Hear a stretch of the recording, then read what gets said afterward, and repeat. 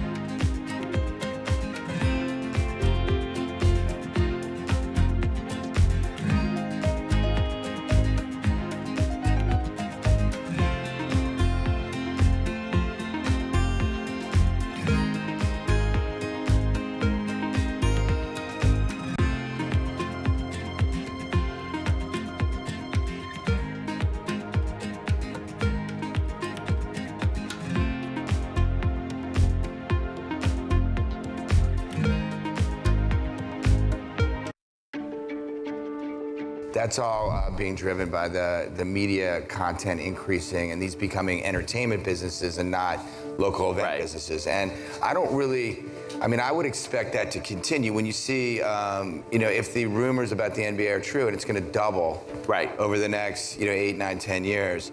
Obviously you can do the math. That's 10 to 15% growth rate TV. There's a little bit of leverage there.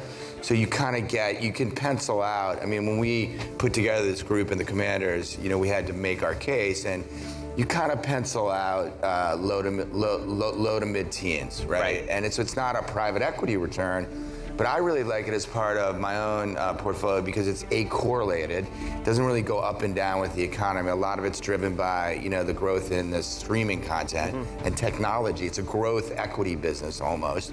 And then it goes, it's generally trending up. There's a scarcity value. Sports teams are obviously operating businesses and they generate cash flow. Some of them don't, a lot of them do, but then it's also kind of a piece of art, right? There's only 30 or 20, depending on the league, or 32 of these franchises, and people want them, right? So at the end of the day, it's like, it's worth whatever someone will pay for it, right? So there's an element of a little bit of a Basquiat there or beachfront real estate. So you got to kind of think about all that, but all of it really says to me that it's going to go up.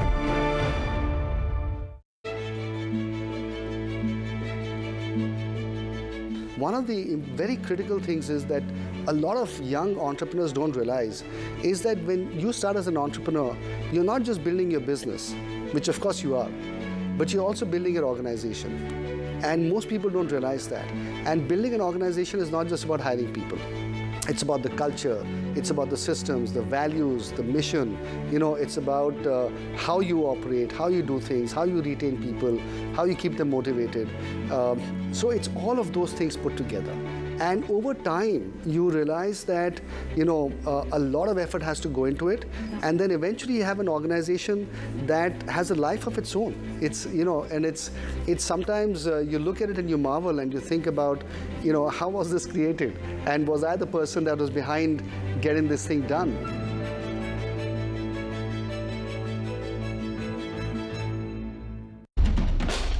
There is this real momentum from Wall Street. We are basically deep in the European earnings season. Take a look at how we're faring when it comes to Asian markets. Get your fixed income fix. Watch Bloomberg Real Yield every Friday at 12 p.m. Eastern, right here on Bloomberg. Context changes everything. From Bloomberg's Washington, D.C. studios to our TV and radio audiences worldwide, welcome to a special edition of Balance of Power alongside Kaylee Lines. I'm Joe Matthew. Well, we are just about to get a farewell address from President Biden, delivered from the Oval Office as he bids farewell to a presidency that has lasted just 4 years.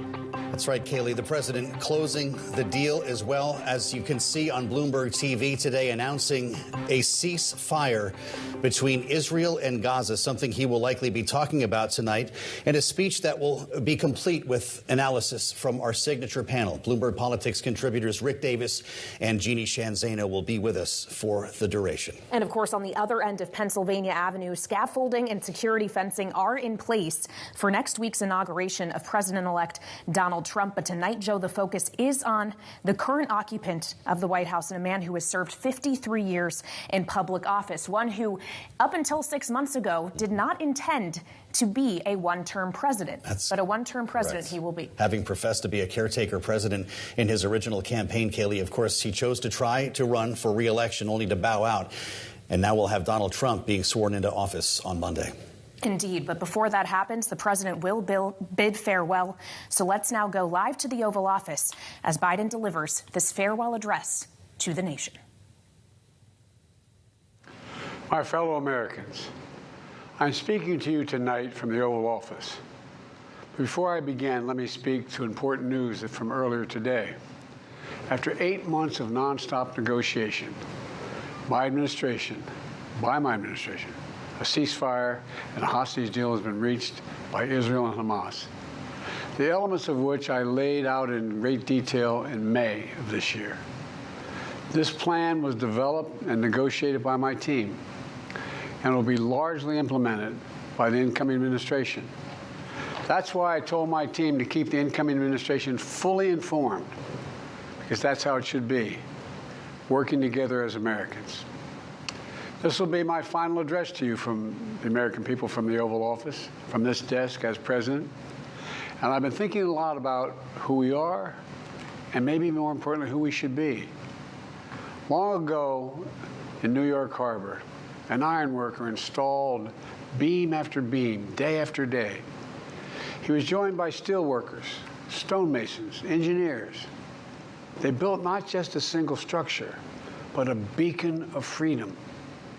The very idea of America was so big, we felt the entire world needed to see. The Statue of Liberty, a gift from France after our Civil War. Like the very idea of America, it was built not by one person, but by many people, from every background and from around the world. Like America, the Statue of Liberty is not standing still. Her foot literally steps forward atop a broken chain of human bondage. She's on the march, and she literally moves. She was built to sway back and forth to withstand the fury of stormy weather, to stand the test of time because storms are always coming. She sways a few inches, but she never falls into the current below. An engineering marvel. The Statue of Liberty is also an enduring symbol of the soul of our nation. A soul shaped by forces that bring us together and by forces that pull us apart. And yet, through good times and tough times, we've withstood it all. A nation of pioneers and explorers, of dreamers and doers, of ancestors native to this land, of ancestors who came by force, a nation of immigrants who came to build a better life, a nation holding the torch of the most powerful idea ever in the history of the world, that all of us are created equal, that all of us deserve to be treated with dignity, justice, and fairness, that democracy must defend and be defined and be imposed, moved in every way possible. Our rights, our freedoms, our dreams. But we know the idea of America, our institution, our people, our values that uphold it are constantly being tested. Ongoing debates about power and the exercise of power, about whether we lead by the example of our power or the power of our example, whether we show the courage to stand up to the abuse of power or we yield to it. After 50 years at the center of all of this, I know that believing in the idea of America means respecting the institutions that govern a free society, the presidency, the Congress, the courts, a free and independent press, institutions that are rooted, they just might not reflect the timeless words, but they echo the words of the Declaration of Independence. We hold these truths to be self-evident. Rooted in the timeless words of the Constitution, we the people. Our system of separation of powers, checks and balances, it may not be perfect, but it's maintained our democracy for nearly 250 years, longer than any other nation in history that's ever tried such a bold experiment. In the past 4 years, our democracy has held strong. And every day I've kept my commitment to be president for all Americans through one of the toughest periods in our nation's history. I've had a great partner in Vice President Kamala Harris. It's been the honor of my life to see the resilience of essential workers getting us through a once-in-a-century pandemic, the heroism of service members and first responders keeping us safe, the determination of advocates standing up for our rights and our freedoms instead of losing their jobs to an economic crisis that we inherited. Millions of Americans now have the dignity of work. Millions of entrepreneurs and companies creating new businesses and industries, hiring American workers, using American products. And together, we've launched a new era of American possibilities.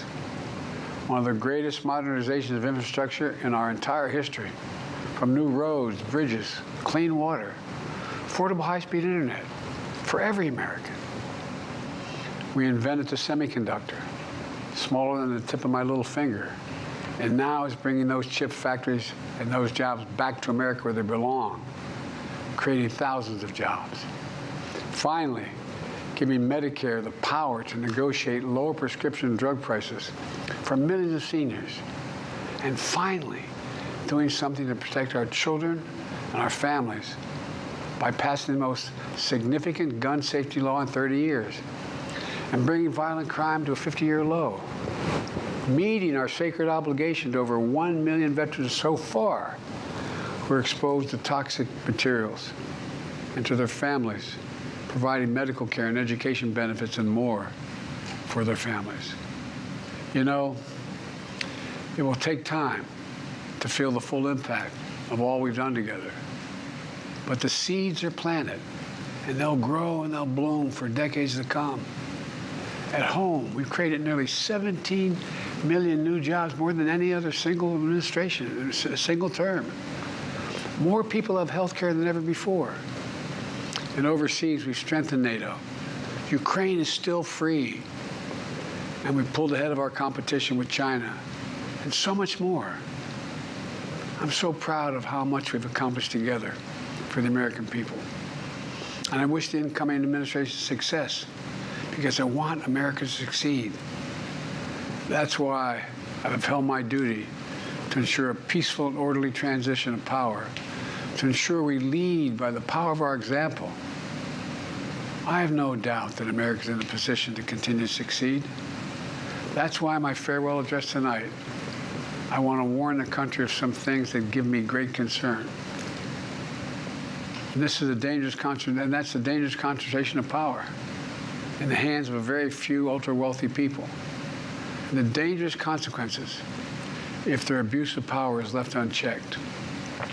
Today, an oligarchy is taking shape in America of extreme wealth, power, and influence that literally threatens our entire democracy, our basic rights and freedoms, and a fair shot for everyone to get ahead. We see the consequences all across America, and we've seen it before. More than a century ago, but the American people stood up to the robber barons back then and busted the trusts. They didn't punish the wealthy, just made the wealthy play by the rules everybody else had to. Workers want rights to earn their fair share. You know, they were dealt into the deal, and it helped put us on a path to building the largest middle class and the most prosperous century any nation in the world has ever seen. And we've got to do that again. In the last 4 years, that is exactly what we've done. People should be able to make as much as they can, but play by the same rules, pay their fair share of taxes. So much is at stake. Right now, the existential threat of climate change has never been clearer. Just look across the country, from California to North Carolina. That's why I signed the most significant climate and clean energy law ever in the history of the world, and the rest of the world is trying to model it now.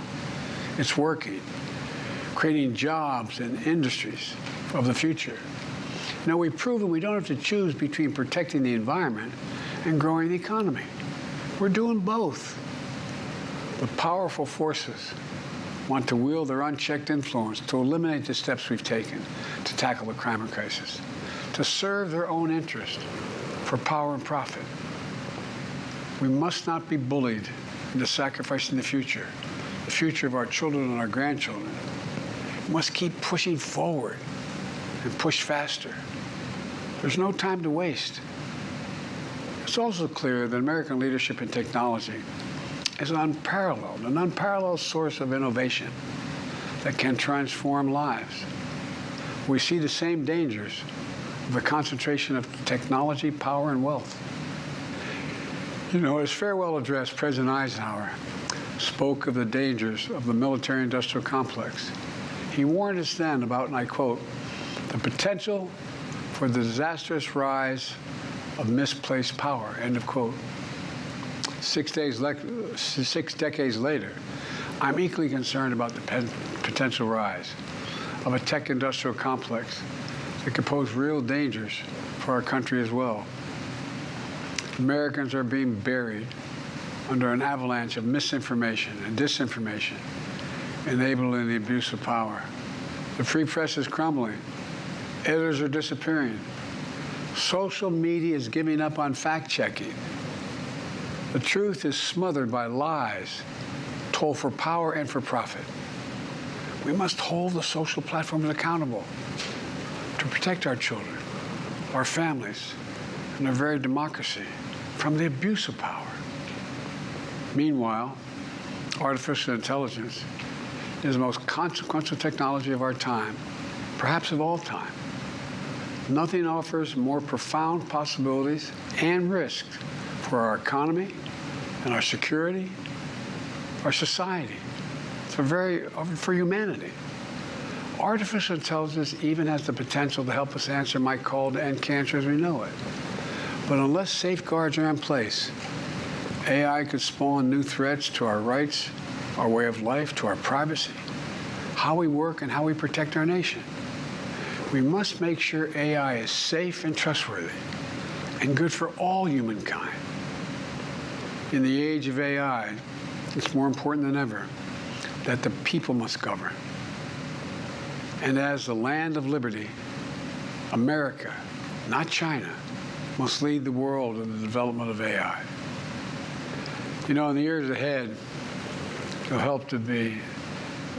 be up to the president, the presidency, the Congress, the courts, the free press, and the American people to confront these powerful forces. We must reform the tax code, not by giving the biggest tax cuts to billionaires, but by making them begin to pay their fair share. We need to get dark money. That's that hidden funding behind too many campaigns contributions. We need to get it out of our politics. We need to enact an 18-year time and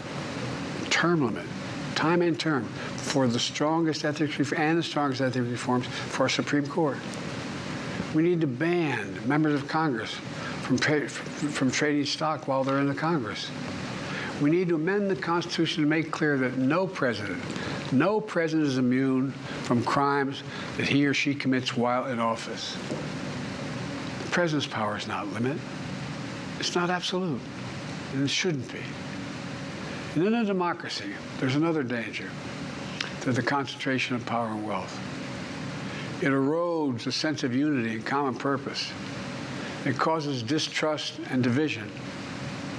Participating in our democracy becomes exhausting and even disillusioning. And people don't feel like they have a fair shot. We have to stay engaged in the process. I know it's frustrating. A fair shot is what makes America, America. Everyone's entitled to a fair shot. Not a guarantee, but just a fair shot. An even playing field. Going as far as your hard work and talent can take you. We can never lose that essential truth, remain who we are. I've always believed, and I've told other world leaders, America can be defined by one word: possibilities. Only in America do we believe anything is possible. Like a kid with a stutter from modest beginnings in Scranton, Pennsylvania, and Claremont, Delaware, sitting behind this desk in the Oval Office as President of the United States. That's the magic of America. It's all around us. Upstairs in the residence of the White House, I've walked by a painting of the Statue of Liberty I don't know how many times. In the painting, there's several workers climbing on the outstretched arm of the statue that holds the torch. It reminds me every day I pass it of the story and soul of our nation and the power of the American people.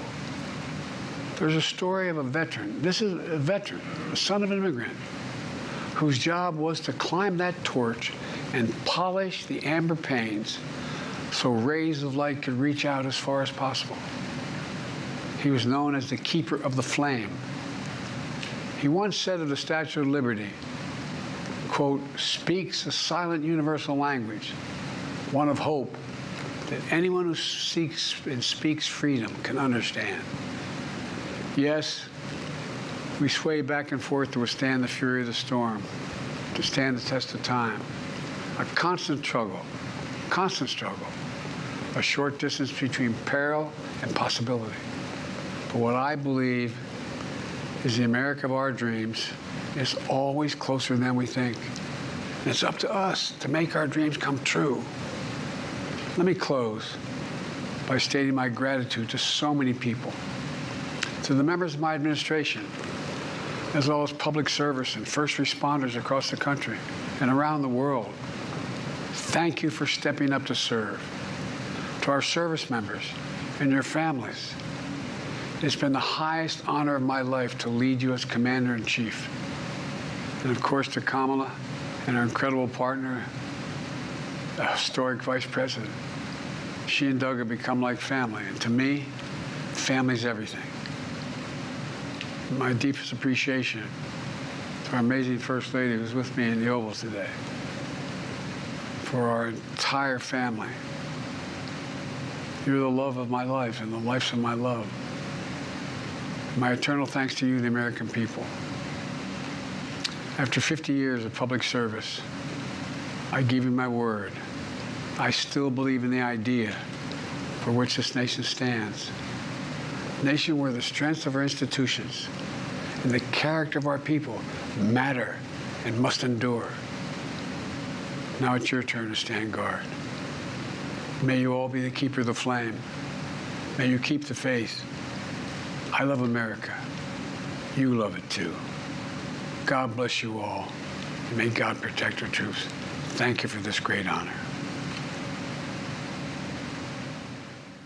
President Biden, in his farewell address to the nation, speaking for roughly 17 minutes from the Resolute desk in the Oval Office, capping a career, as he mentioned, in public life that has lasted over 50 years. He covered a lot of ground in a short period of time, Kayleigh. He talked about the accomplishments of his administration, saying, quote, it'll take time to feel the full impact of all we've done, referring to his infrastructure act, the CHIPS Act, of course. He compared America to the Statue of Liberty itself, saying she sways a few inches, but never falls into the current below an engineering marvel. But he came with a warning tonight, Kayleigh, and I think this is likely what will surprise Rick Davis and Jeannie Shanzano. A warning saying an oligarchy is taking shape in America of extreme wealth, power, and influence that literally threatens our entire democracy, a dangerous concentration of power.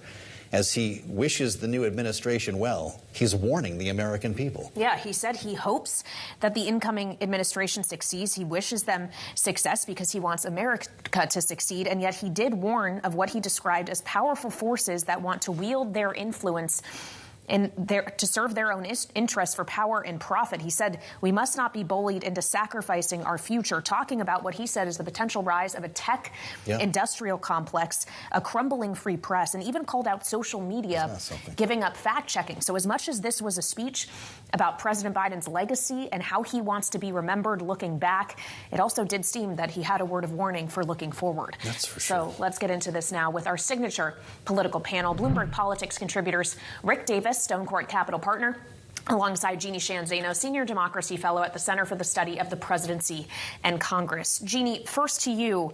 This obviously was Joe Biden's last big chance to say to the nation what was on his mind and how he would like the nation to view him as he leaves office. What do you make of the words he chose?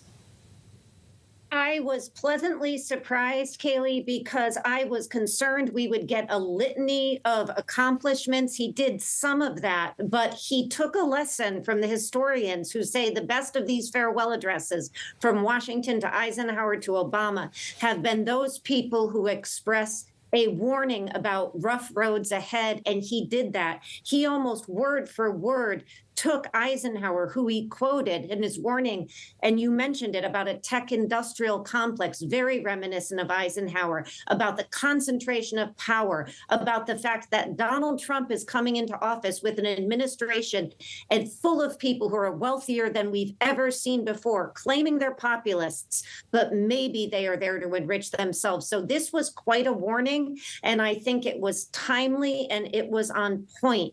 So, you know, from start to finish, I think he did the job he needed to do, which was, where are we in the United States in 2025 as he hands over the White House? So I thought it was a job well done on the part of Joe Biden. Rick, the president says the idea of America is being tested. Was it his job to say that tonight? You know, I think that really was part of the warning that Jeannie was talking about, that I actually took as a much more stronger case. And that is, it's not just about some tech bros who've assembled enough wealth to, you know, create change in the country. But, you know, he was really worried early in the speech, and it went all the way through the current of the speech, that the institutions of our government, Congress, the courts, even the press, are threatened by the conditions that we now live in. And if that wasn't a veiled political attack on Donald Trump, I don't know what was. I really think this was a very campaigny speech. I was hoping that he would traverse the entirety of his 53 years in public service. And this is really more a recitation of his 4 years in the presidency. And I understand that, but there's more to, you know, Joe Biden than the last 4 years. I mean, he's been the most public man of our lifetime. Everything he's done in 53 years has been as a senator, as a vice president, as a president, in the public eye. His wins, his losses, his defeats, his victories, everything we have seen in his life play out in a public way. And I thought this was kind of a small way to say goodbye. I'm a little disappointed, but look, the page turns quickly in Washington, and in a few short days, we'll be ushering in a new administration. And shortly after that, there'll be another president saying farewell to our nation. This is the power of the American system.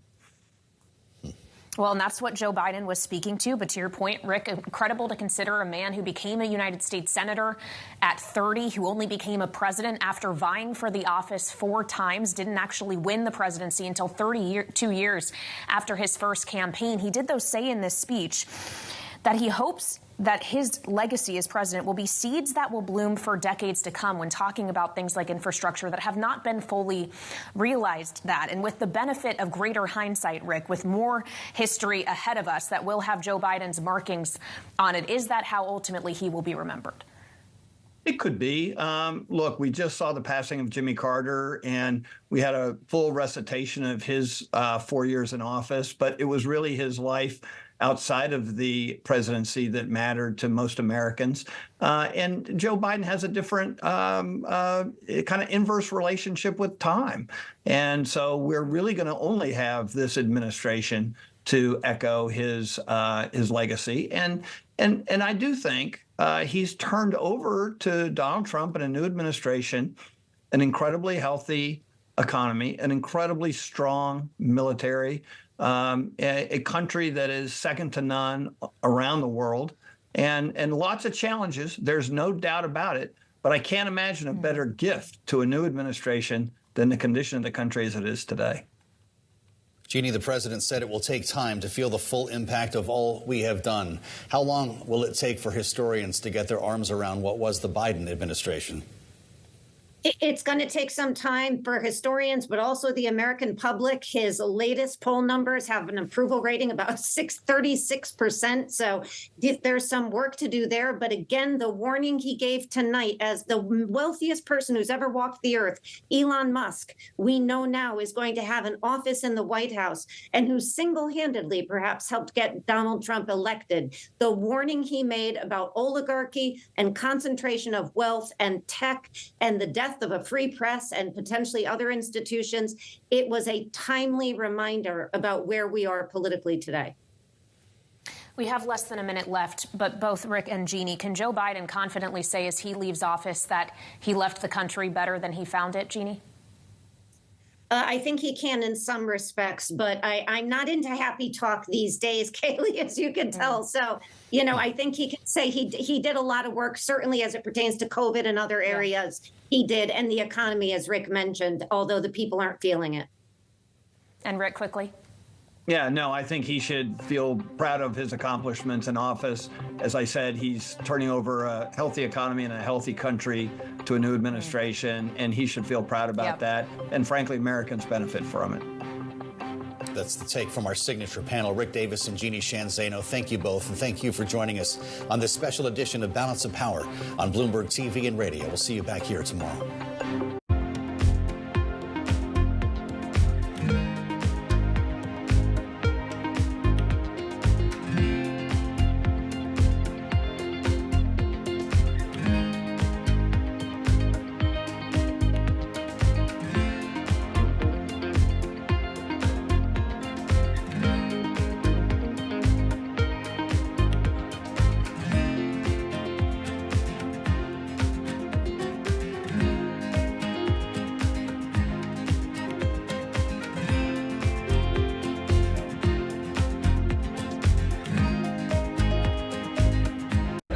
Behind the bright lights and adrenaline of pro sports is an equally exciting world of negotiations and deal making.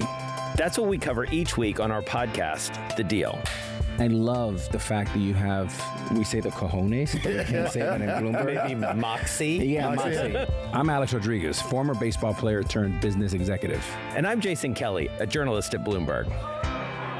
Over the next couple months, we'll hear from all-stars like Billie Jean King. Well, what should I learn? What should I do? I said, learn the business. Jay Williams. You're the asset, but how do you become the principal? Paul Rabel. We're going to be the league of digital, and that's why you're going to invest. Adina Friedman. I definitely am competitive. David Rubenstein. People don't come up to me on the street and say, let's talk about this private equity deal you did recently. No, nobody does that. They say, let's talk about the team. And so many more. Do you need a clap? No, I think we're ready. Ready? Go. Bloomberg has the Fed decision under surveillance with the fastest coverage and exclusive analysis, including Powell's press conference. Nobody covers the Fed like Bloomberg.